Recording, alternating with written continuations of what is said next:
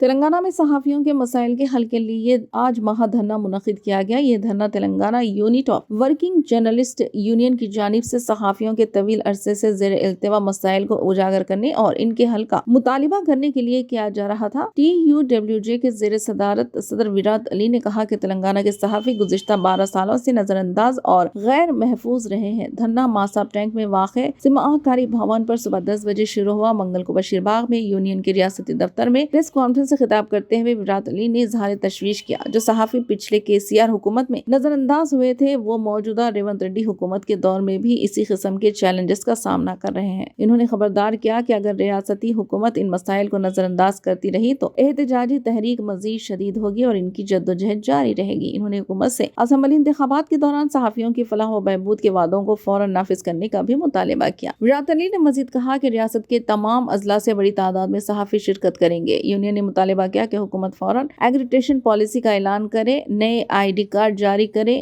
Health insurance scheme کو دوبارہ فعال کرے، اہل صحافیوں کو رہائشی پلاٹ فراہم کرے، پیشہ ورانہ کمیٹیاں قائم کرے اور مالی مشکلات سے دوچار چھوٹے اور درمیانے درجے کے اخبارات کی مدد کرے۔ پریس میٹنگ میں انڈین جرنلسٹ یونین کے قومی secretary Y Narendra Reddy, TUWJ کے ریاستی general secretary K Ram Narayan, ریاستی secretary V Yadagiri, Hyderabad union of journalist کے صدر شنکر راؤ، دیگر کئی معزز شخصیات نے شرکت کی۔